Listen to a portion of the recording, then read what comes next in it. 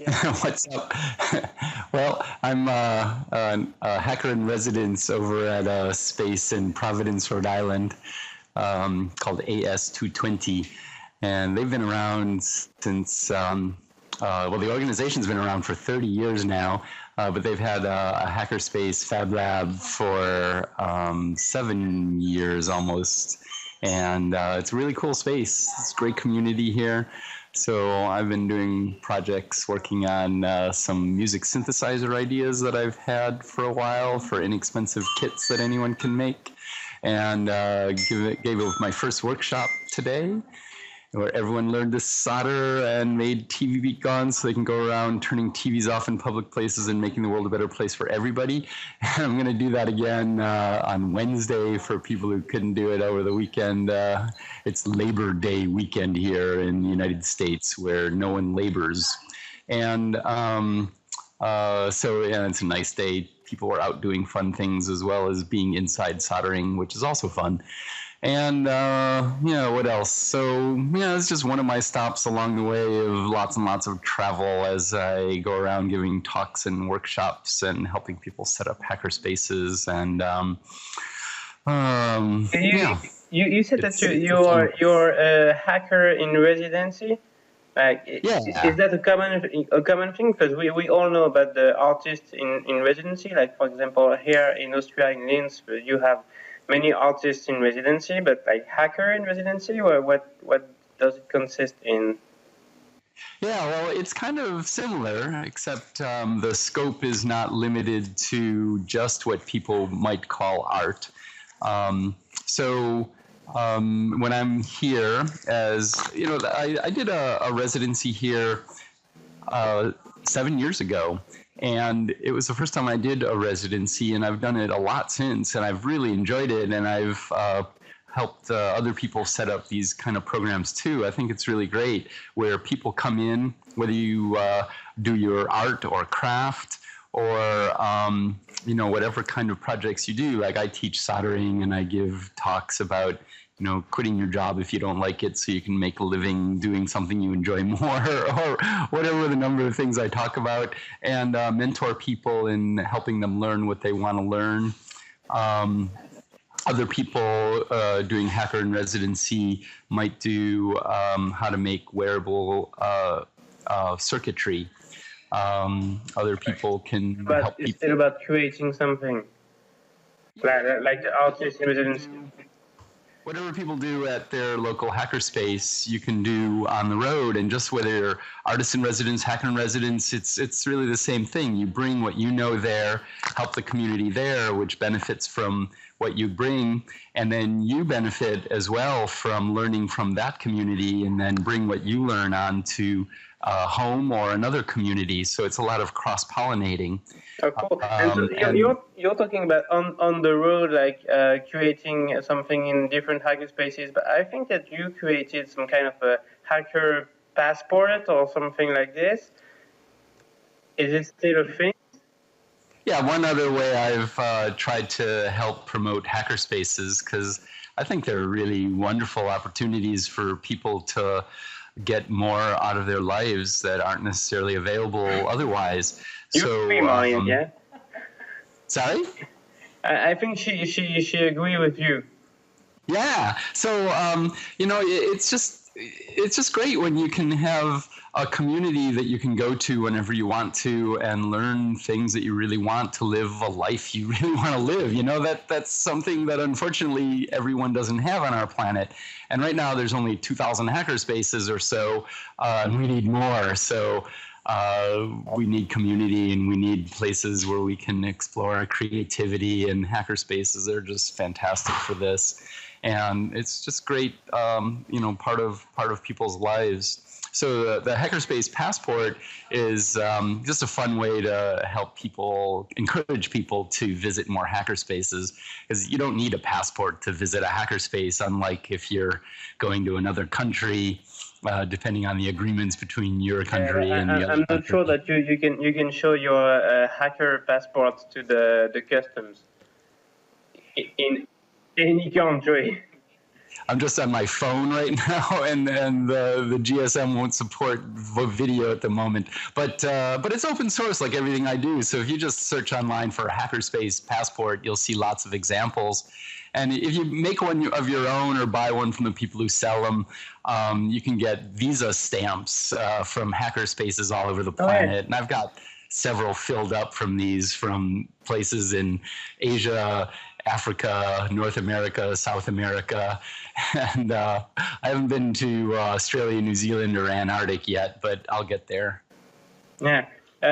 Maybe could you send us a picture? Not now, because I know that your video is not working. But if you can send us a picture of your hacker passport, that would be very great. You know, maybe afterwards during the day. So, and what about you, Marlene? Do you have like this passport also?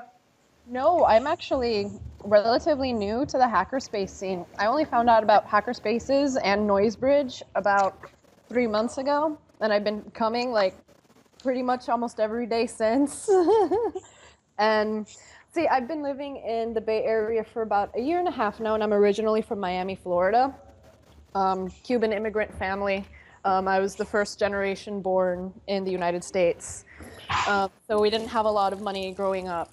And I taught myself when I was a kid HTML and to make websites and stuff. And it just so happened that as an adult, I started using those skills that I taught myself as a kid, just making Sailorman websites. And like now I do digital marketing and email marketing.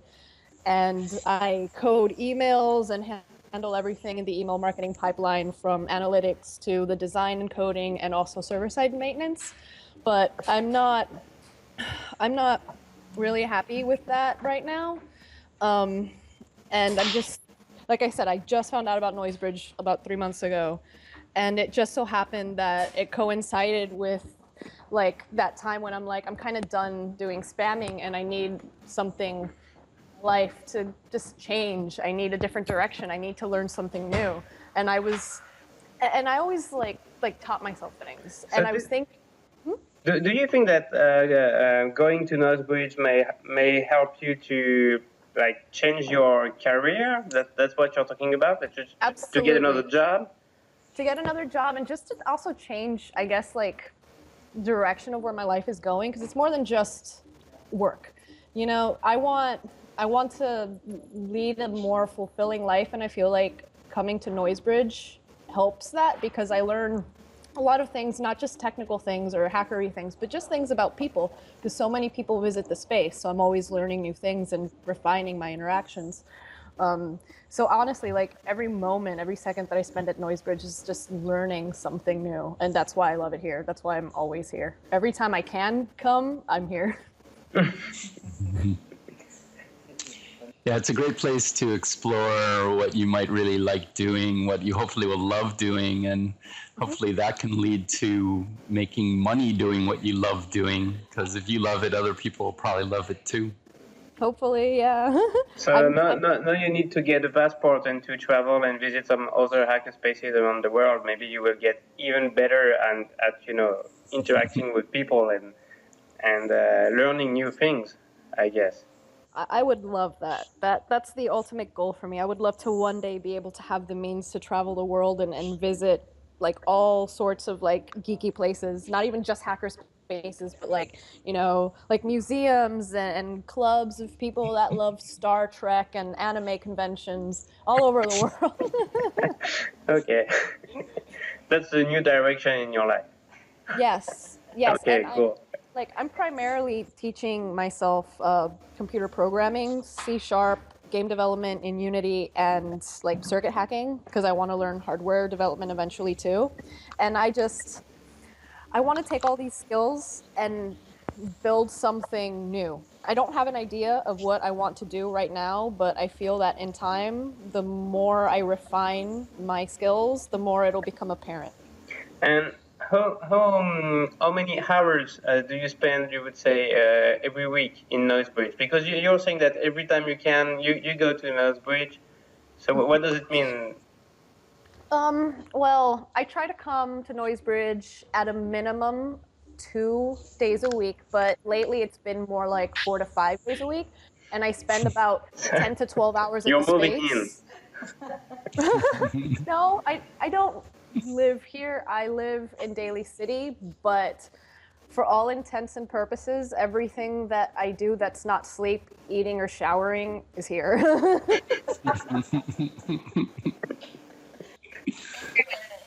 It's like you. Hi again. Hey. Did you hear my question? Is everybody in Noisebridge like you? So motivated and a lot of people. A lot of people. There are definitely a lot of people that have the same amount of passion that I do, which is why I love coming here. Uh-huh. And Mitch, it's also something hackerspaces, because we are discovering how people are motivated and enthusiastic about what they are doing in labs. Mm-hmm. Well, every person that I've met is really, really stoked about their particular areas of interest.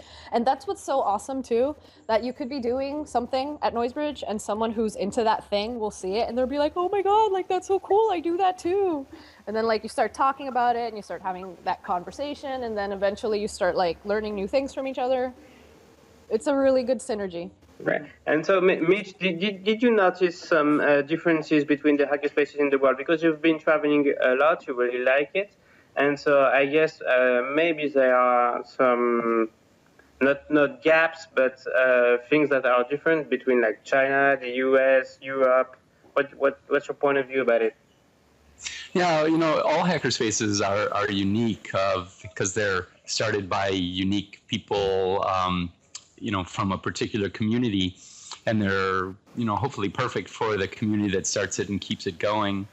But there's more things similar about hackerspaces around the world than different.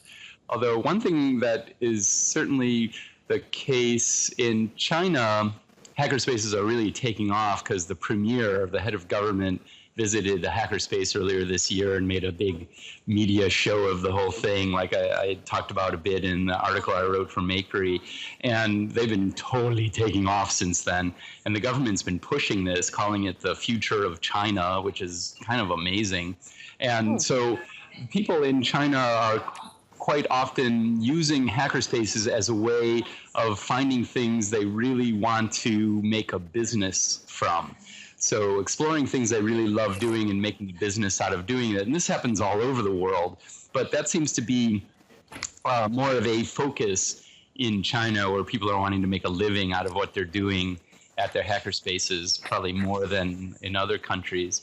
And other than that, I can't really say that there's geographical differences, unless it's maybe rural versus urban, or in developing countries versus countries that have had an ongoing economy.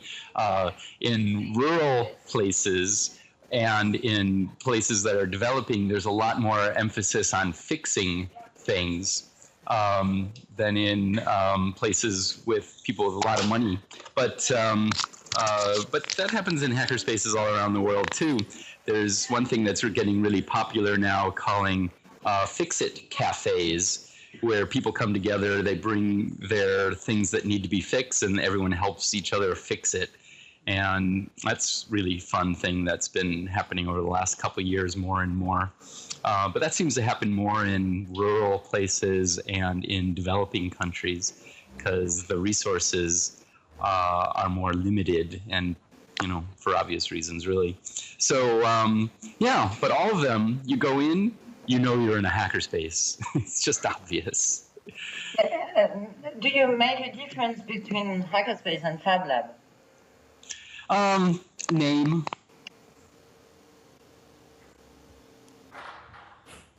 Hey, Mitch? Yeah. We can't hear you anymore. Oh, yeah. So I just said a one-word answer, the name. That's the difference. Thank you for your answer. I understood name. Okay, the name. Okay, yeah, the name. So what do you call it? Hackerspace or Fab Lab or Makerspace or Make Lab or whatever. It doesn't matter. As long as they're places with, a physical place with supportive community for people to explore what they really might enjoy doing with their time. That's what it's all about.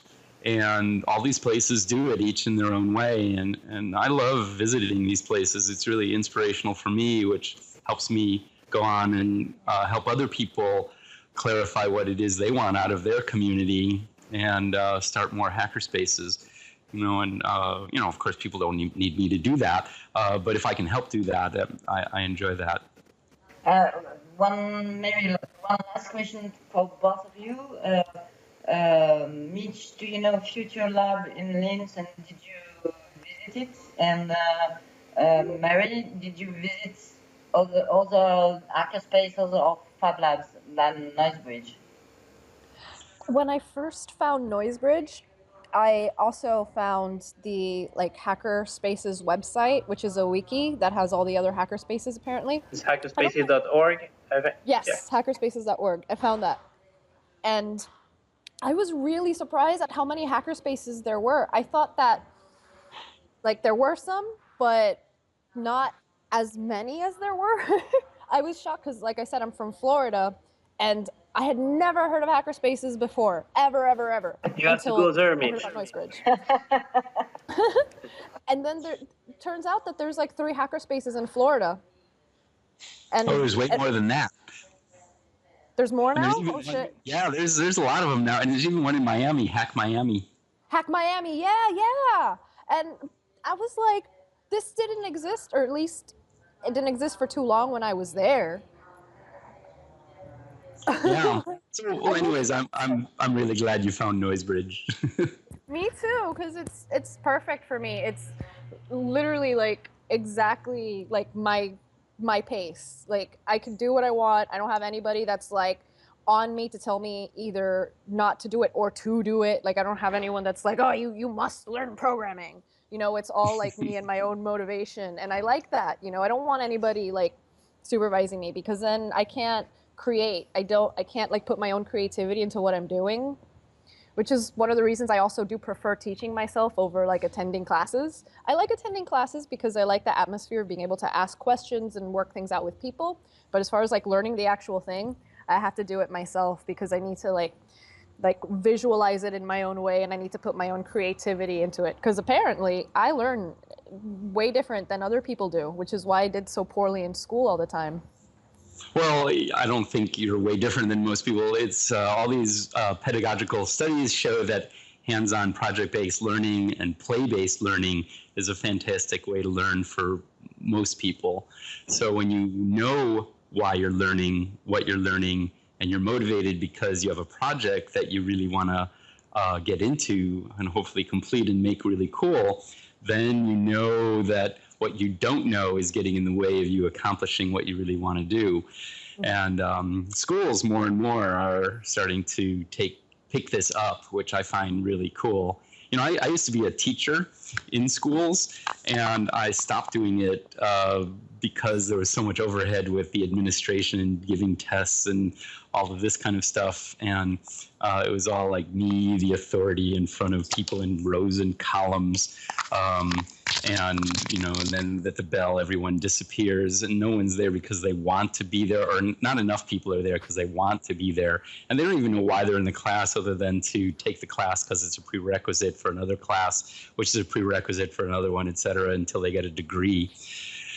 And, you can learn that way. But it's so much better when you're working on projects and then you see what you don't know and what you need to know in order to accomplish your goals. And then the classes are something you want to be in, where there are places, there's for people who work that way, a structured way to learn what you need to learn.